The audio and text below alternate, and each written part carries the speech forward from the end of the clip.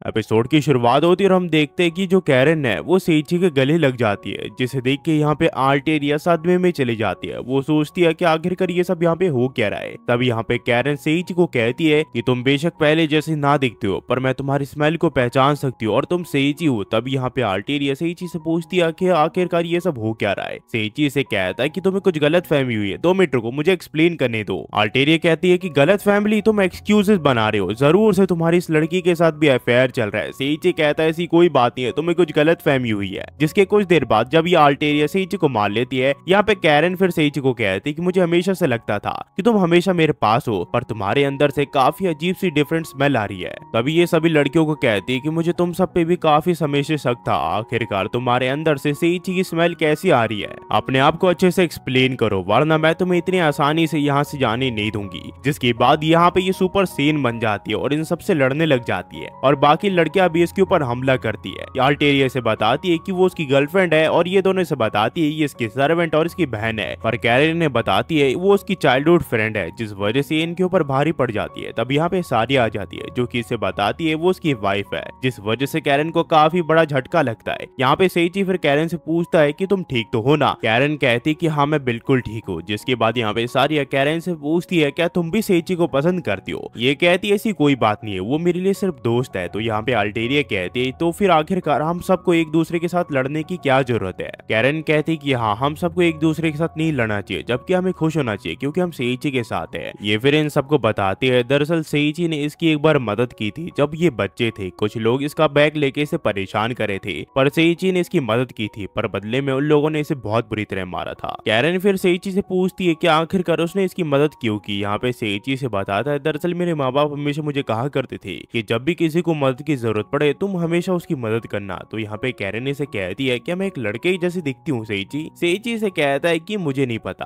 पर कैरन की मदद करने की वजह से सेइची परेशानियों से घिर गया। वो लोग हमेशा सेइची को परेशान करने लगे, यहाँ तक कि इसके क्लासमेट्स भी इसे सताते थे। सेइची से काफी ज्यादा तंग आ चुका होता है। कैरन ने काफी कोशिश की सेइची की मदद करने की, पर कभी भी वो हिम्मत नहीं जुटा पाई। सेइची फिर इन सबको बताता है दरअसल वो कैरन के साथ दूसरी दुनिया से आया है और वो जैसा दिखता है वो वैसा बिल्कुल भी नहीं है। ये फिर अपने नॉर्मल रूप में आ जाता है और सबको बताता है दरअसल मैं ऐसा दिखता हूँ, मैंने जंगल में फ्रूट ऑफ एवोल्यूशन खा लिया था, जिसके बाद मैं अपग्रेड हो गया और मेरा चेहरा भी पूरी तरह बदल गया। आल्टेरिया इसे कहती है कि तुमने इतनी सारी बातें एक साथ हमें बोल दी जो कि मैं समझ नहीं पा रही हूँ बिल्कुल भी। सेइची से बताता है कि देखो मैं ऐसा दिखता हूँ, इन कपड़ों में बिल्कुल भी हैंडसम नहीं लग रहा हूँ, मुझे माफ करना, मैंने तुमसे इतना बड़ा सच छुपाया, वो भी इतने समय के लिए। पर सारिया इसे कहती कि देखो मैं किंग कोंग हूँ, फिर भी तुमने मुझे एक्सेप्ट किया, तुमने मुझे प्यार किया और मैं तुम्हें इसलिए पसंद करती हूँ क्योंकि तुम सेइची हो और तुम हो और तुम्हारी जगह कोई भी नहीं ले सकता। तब यहाँ पे आल्टेरिया कहते कि हाँ ये बिल्कुल सही कह रही है, मैं तो तुम्हारे लिए बैड लगती, पर फिर भी तुमने मुझे अपनी गर्लफ्रेंड बनाया और मुझे तुम्हारे पास आने दिया। और लूनी ने भी इस चीज से एग्री करती है। लूनी ने कहती है कि हाँ मास्टर आप जैसे भी दिखती हो उससे मुझे बिल्कुल भी फर्क नहीं पड़ता। सेइची इन सबका शुक्रिया करता है इसका साथ देने के लिए। जिसके बाद सेइची यहाँ कैरन को कहता है कि अगर मैं तुम्हें और हमारे दोस्तों को नहीं मिलता तो शायद ही मैं यहाँ तुम्हारे सामने खड़ा हो पाता। कैरन फिर इसे कहती है कि अब मैं तुम्हारी ज्यादा दिन तक दोस्त नहीं बनी रह सकती, ना ही हमारे क्लासमेट तुमसे मिल सकते हैं। सेइची से पूछता है कि आखिरकार ऐसा क्यों है। ये इसे बताती कि जैसा कि तुम्हें पता है कि काइसर एम्पायर ने हमें यहाँ पे भेजा है, पर इस एकेडमी के जो स्टूडेंट्स हैं उनसे हमारी बिल्कुल भी नहीं बनती है और वो हमारे ऊपर कभी भी हमला कर सकते हैं और इसी वजह से मैं तुम्हें इस लड़ाई के बीच में नहीं घसीटना चाहती। पहले मैं तुम्हें प्रोटेक्ट नहीं कर पाई थी, पर इस बार मैं तुम्हें प्रोटेक्ट करके रहूंगी, चाहे जो हो जाए, चाहे तुम्हारे सामने कोई भी आ जाए। तभी ओरिका को कैरन के हाथ में वही स्लीव वाला ब्रेसलेट दिख जाता है, जिस देख के वो थोड़ी डर जाती है और इस बारे में सेइची को बता देती है। सेइची से पूछता है कि तुम श्योर तो हो ना। यहाँ ओरिका कहती है कि हाँ मैं बिल्कुल श्योर हूँ। जिसके बाद सेइची से पूछता है कि आखिरकार वो ब्रेसलेट तुम्हें किसने दिया। ये इसे बताती है ये काइसर एम्पायर ने इसे दिया है ताकि अपने स्किल को बूस्ट कर सके और ये ब्रेसलेट सभी लोगों के पास है। पर सेइची फिर यहाँ पे अपने स्किल का यूज करके इस ब्रेसलेट को हटाने की कोशिश करता है, पर वो देखता है कि जितनी बार भी वो कोशिश करे ये ब्रेसलेट हट नहीं रहा होता है। तो सेइची को ये देख के काफी गुस्सा आ जाता है कि उसके दोस्तों को इन लोगों ने स्लेव बना दिया है और पता नहीं इसे क्या आग लगती है। ये शील्ड हीरो की तरह आउट ऑफ कंट्रोल हो जाता है और ये अपने आप पे बिल्कुल भी कंट्रोल नहीं कर पा रहा होता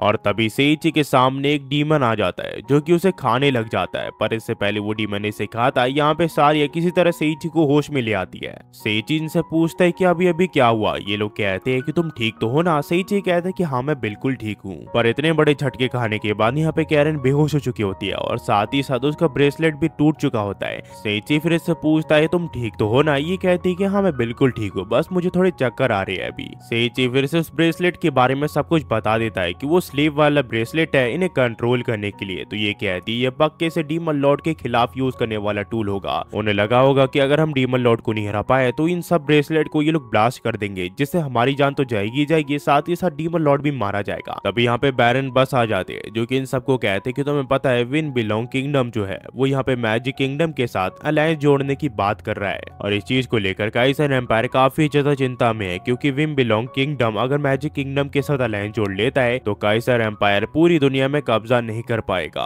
और इस वजह से वो इस अलायंस को होने से रोकना चाहते हैं, और इसी के लिए वो यहाँ पे हीरोज का यूज करेंगे पूरी मैजिक किंगडम को डिस्ट्रॉय करने के लिए, और साथ ही साथ विन बिलोंग किंगडम को भी वो डिस्ट्रॉय कर देंगे। ये चीज सिर्फ मेरी गेसिंग है, पर काइसर किंगडम जल्दी ही ये चीज करने वाला है। और हाँ एक और चीज, तुम लकी थे कि तुम उस ब्रेसलेट को तोड़ने में कामयाब हो गए, पर इस चीज के बारे में जितने भी स्टूडेंट्स एकेडमी में पढ़ रहे हैं उनमें से किसी को भी मत बताना। तभी यहाँ पे कैरन सेइची को कहती है कि आखिरकार हम यहाँ पे कहाँ फंस गए, हम घर वापस कैसे जा पाएंगे। सेइची कहता है कि चिंता मत करो, मैं तुम्हारी यहाँ पे रखवाली करने के लिए हूँ, तो तुम्हें चिंता करने की कोई जरूरत नहीं है। लुलु ने फिर इन सबको कहती कि मुझे काफी ज्यादा भूख लगी है, चलो रेस्टोरेंट में खाने के लिए चलते हैं। वहीं पे हमें दिखाया जाता है वीटोर और एनग्रिया को, जिन्हें सेइची का माना महसूस हुआ होता है और वो अभी इस चीज के बारे में बात कर रहे होते हैं। तभी यहाँ पे वो मैजिशियन इन्हें कहता है कि तुम दोनों मेरी बात सुन रहे हो, क्या तुमने उस भयानक ताकत को महसूस किया, वो कितना ज्यादा खतरनाक था। तो ये लोग कहते हैं कि उसे क्या। ये कहता है कि वो इतना ज्यादा खतरनाक था, उसने मेरे एक ब्रेसलेट को भी तोड़ दिया। तो ये कहती है कि आखिरकार उससे हमारा क्या लेना देना है। मैजिशियन कहता है कि आखिरकार तुम इतने ज्यादा शांत कैसे बैठ सकते हो, तुम्हें पता भी है कि काइसर एम्पायर ने कितना ज्यादा खर्च किया है इन वॉरियर्स को ट्रेन करने में। पर ये इस मैजिशियन की बातों को इग्नोर कर देते हैं और वीटोर कहता है कि हम खाना खाने के बाद तुमसे बात करेंगे। और हम देखते हैं कि डीमन लॉर्ड की आंखें ये सारी चीजें देख रही होती है, और यहाँ से जो कहानी वो भी कंटिन्यू हो जाती है। अगर आप यहाँ तक देख रहे हो गाइस तो प्लीज लाइक सब्सक्राइब और कमेंट करना मत भूलना। आप ऐसी वीडियो देखते रहिए, मैं ऐसी वीडियो बनाते रहूंगा। और आज मैंने 3 वीडियो अपलोड किए है और कल भी 3 वीडियो आते रहेगी। कल एक नया एनिमी को एक्सप्लेन करूंगा मैं और उसके 3 एपिसोड आएंगे।